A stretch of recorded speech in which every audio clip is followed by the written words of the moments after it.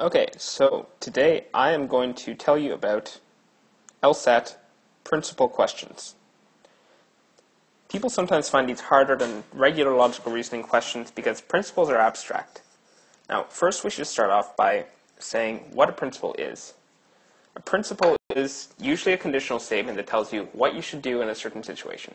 So for example, if you're sick, you shouldn't run a marathon. That's pretty straightforward. Anyone who's sick, that's a sufficient condition, should not run a marathon, that's a necessary condition. But notice the word should. That's something that tells you that it's a principle, because it's telling you what you ought to do. If I say all cats are tails, that's a sufficient and necessary condition, but it's just a statement of fact. I'm not saying what cats should or should not do. But with the principle, I'm saying what you should do or what you should think. It's also very important to know when a principle does and doesn't apply. I have no idea whether you should run a marathon if you're not sick. All I know is that if you are, you shouldn't. And with a good principle, if someone agrees that it's true, then they're going to have to change their opinion if they didn't already agree with the argument. So if you really want to run a marathon, but then I get you to accept that if you're sick, you shouldn't run one, and you are sick, then if you agree that that principle is true, then you have to change your mind. Okay. So there are three main types of LSAT principle questions, and they're fairly similar to regular logical reasoning questions in their structure. The first type is strengthened questions. The second type is parallel reasoning. Oops, I'm going to have to write that underneath. And the third type is extraction, where you have to extract the principle that's used in the argument or in the situation. Now, please don't get too hung up on these classifications of question types. I've never seen anyone make significant progress from memorizing question types. They're mainly useful, A, so that you can know what you're looking for in the right answer on each type of question, and B, so that if you notice you're getting a lot more wrong on one type versus others, then you can work to fix that. But beyond that, it really doesn't matter if you know these by heart, and if you've got another name for them, you've read another name elsewhere, that doesn't matter either.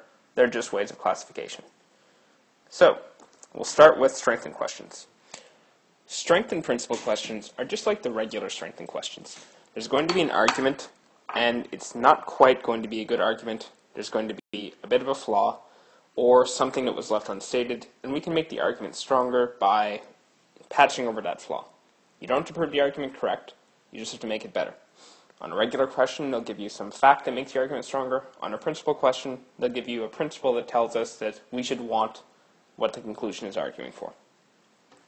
So, I'm going to give you an example. This is from Test 29, Section 4, Question 7. So if you want, take a minute to pause the video, take a look at that question, then come back here. So in that question, there is a wildflower that's under threat. It's basically going to disappear completely, and there's nothing we can do to keep it alive in its current form. But we could introduce a daisy, and it would crossbreed with the wildflower, and so we could keep alive some hybrid. So at least we'd keep alive part of the wildflower. And so the conservationists is saying, well, we should do this because we can't save it otherwise. And that sounds like a pretty good argument, but, I mean, maybe we don't want a hybrid. Maybe if we can't have the original wildflower, we don't want anything. I don't know. I don't know how to decide. There's a value judgment to be made here. So the right answer is C, and it's saying it's better to change a type of organism even if you're like massively changing it rather than losing it completely. Some people might think that's an obvious thing. That means they already agreed with that principle, whereas there are some people who really wouldn't want to change the wildflower. But if they agree that that principle is true, then they have to agree that it sounds like an okay idea to change it. So you're looking for something that fits the situation and could change someone's mind. So that makes the argument stronger. A lot of the wrong answers talk about harm to other organisms or protecting the wildflower, which we already know we can't do, or basically that just don't fit the situation.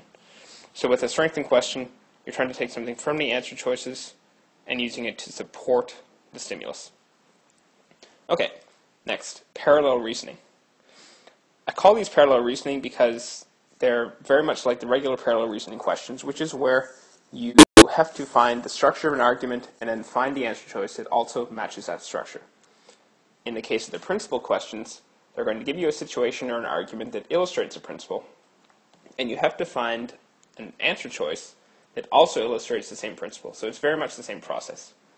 And I will give you an example of this from also test 29 on that same page, question 10 in section 4. So it's a question talking about whether or not parents should listen to experts on how to raise their children. It says they shouldn't necessarily do that because parents are the only ones who have direct experience of how well the strategies are working for raising their kids. And this seems like a reasonable argument, and the principle underlying the argument is that direct experience is more important than expertise when the experts don't have direct experience. So there's two critical elements. They're telling us what you can do in a certain situation, and they're telling us that experience beats expertise if the expertise doesn't have experience.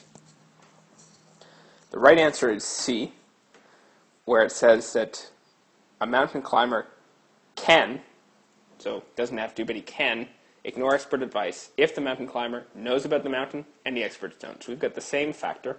The mountain climber has direct experience that the experts don't have.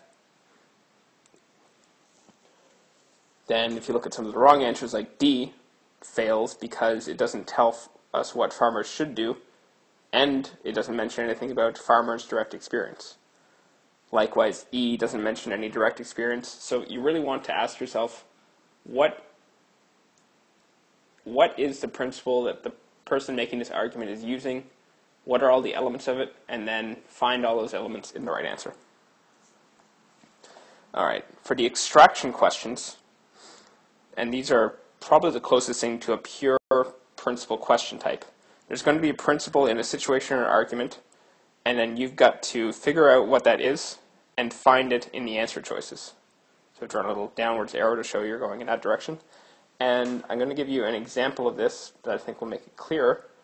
If you go to also test 29, this time section 1, question 19, there's an arbitrator judging in a case where this contractor who was always known to be late was late again, and the manager hadn't planned for it, and it caused a lot of problems for the project. And the arbitrator says the manager should have planned for the fact that this contractor would be late because he's been late in the past. And this strikes many people as a reasonable judgment, and usually in the extraction questions, the underlying principles are going to be quite reasonable. That's what makes them different than necessary assumption questions where they make unreasonable assumptions. The extraction questions will make reasonable assumptions, which is perfectly fine when you're making an argument. If you make an assumption everyone agrees is true, then it's fine. So I might say, the house is burning down, we'll die if we don't leave, therefore we should leave. That's a good argument because everyone would agree that they want to live and therefore they should get out of the burning building. Reasonable assumption. So in this case, the answer choice is A. It says manager should take foreseeable problems into account when they're deciding what to do, which is perfectly reasonable. Now, what can be tricky on these questions is that there's often a lot of reasonable assumptions in the answer choices, and you have to make sure you know which one the argument is using.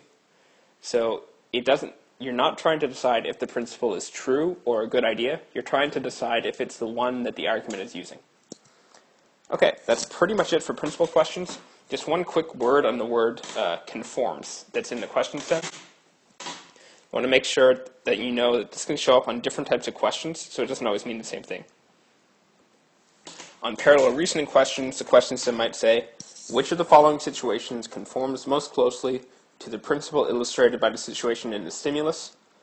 So that's parallel reasoning. They're asking which one of the situations conforms. But on abstraction questions, you might see which one of the following principles conforms with the principle illustrated by the stimulus, or conforms with the situation in the stimulus, something like that. So make sure you know whether you're looking for a situation or a principle. It's going to be a different question type, potentially, even though they both use the same word, conforms. All right, that's everything about principle questions. Good luck, and thanks for listening.